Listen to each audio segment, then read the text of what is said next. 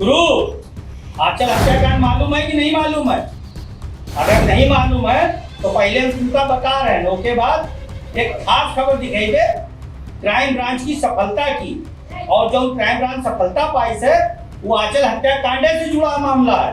तो सबसे पहले हम आपका बता दें, बीती 19 नवंबर का कानपुर नगर के थाना नजीराबाद क्षेत्र स्थित अशोक नगर में रहे वाले एमडीएच मसाले के स्टॉकिस्ट सूर्यांश खरबंदा, ओकी मां निशा खरबंदा और उनके जितने परिवार वाले रहे, अपनी बहू आंचल खरबंदा का मौत के घाट उतार तीन रहा है। फिलहाल आरोप जौन है मौत हत्या का वो लगाए उनके पिताजी, लेकिन पुलिस एक आत्महत्या मान रही। फिलहाल चाहे आत्महत्या भई हो चाहे हत्या भई हो, दोनों मामलन में आरोपी यही सब है, सूर्यांश खरबंदा और उनके परिजन। लेकिन हम आपका बता दें कि वर्तमान समय में सूर्यांश खरबंदा जेल में है, ओकी मां निशा खरबंदा छूट गई है और उनके फूफा टार्जन, असली नाम है भरत ग्रोवर काकू, लेकिन बड़ा टार्जन बना फिरत है, पुलिसों का टार्जन बना दी, जेल भेज चुकी है। तो अब सुनो, जैसे भैया सूर्यांश जेल गवा, ओकी मां गई, पीछे से ओके अकाउंट से 95 लाख रुपया तो पार कर दी। जब भैया पार कर दी तो पुलिस का सूचना मिली।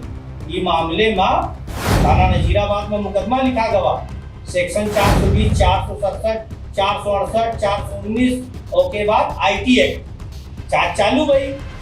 जांच मिली क्राइम ब्रांच का, और भैया उसके बाद गुरु काबिले तारीफ काम की से कानपुर नगर की क्राइम ब्रांच। भैया हालांकि 3-4 महीना लग गवा, लेकिन पकड़े गए हैं टप्पेबाज। जो पैसा निकाला था स्क्रीन पर देखो दिखाई दे रहे, जाऊं ध्यान से पहचान लो। एक का नाम है यारा साहिब, एक का नाम है निम्मक गड्ढा। 95 लाख का गड्ढा रख ली अपने पास। फिलहाल कानपुर कमिश्नरेट की क्राइम ब्रांच पुलिस इनका चापीस है, दबोचीस है, और देखो कैसे इनका जेल भेजे की तैयारी करी से, और गाड़ी में बैठ के जेलों जा रहे हैं। तो आप देखो निम्मा गड्ढा, गड्ढा ना समझो, और 95 लाख रुपया का गड्ढा निकाल रहा है। उसके बाद 11 साइकिल दुई है, और इन दुइनों का जो है कानपुर की क्राइम ब्रांच की पुलिस हैदराबाद से दबोची है। फिलहाल अब इनका अगला ठिकाना कानपुर जेल है, लेकिन का कीन रहा है, कैसे दबोचा गवा, कैसे पुलिस का मिले, कैसे का भवा, ये सब हम ना बताइए सलमान खान पाटिल जो ADCP क्राइम है। देखो क्राइम ब्रांच को एक बहुत बड़ी सफलता मिली है साइबर सेल को। एक प्रकरण जो बहुत ही चर्चित रहा था कानपुर में, जिसमें एक डाउरी डेथ का मामला था, जिसमें सूर्यांश खरबंदा और उनके परिवारजनों के अरेस्टिंग हुई थी और वो जेल गए थे। इसी बीच उनके अन्य परिवारजन जो जेल में नहीं थे, उनके द्वारा एक शिकायत मिली, जिसमें ये बताया गया कि उनकी कंपनी के अकाउंट से लगभग 95 लाख रुपए उनके जेल जाने के बाद निकाले गए हैं। तो इसकी जब इन्वेस्टिगेशन शुरू हुई, थाना नज़ीराबाद में क्राइम नंबर 23/22 ये मुकदमा दर्ज हुआ और इसकी विवेचना क्राइम ब्रांच को सौंपी गई। बहुत ही टेक्निकल इसमें इन्वेस्टिगेशन थी है। इसमें कुल मिलाकर 2 आरोपियों को क्राइम ब्रांच ने गिरफ्तार किया है हैदराबाद तेलंगाना राज्य से। एक का नाम यारा साई किरण है और दूसरा निम्मा गड्ढा फन्नी चौधरी, इस तरीके का उसका नाम है। इन लोगों ने जब इन्होंने पेपर में पढ़ा कि एक बहुत बड़ा उद्योगपति जेल गया है और उसका उन्होंने आधार नंबर और मोबाइल रजिस्टर्ड मोबाइल नंबर के माध्यम से एक फ़र्ज़ी आधार कार्ड प्राप्त कर लिया, जिस पर पूरी डिटेल्स उसी की थी। सिर्फ फ़ोटो उन्होंने, इसमें का जो मुख्य आरोपी है यारा साई किरण, इसका फ़ोटो उन्होंने लगाया।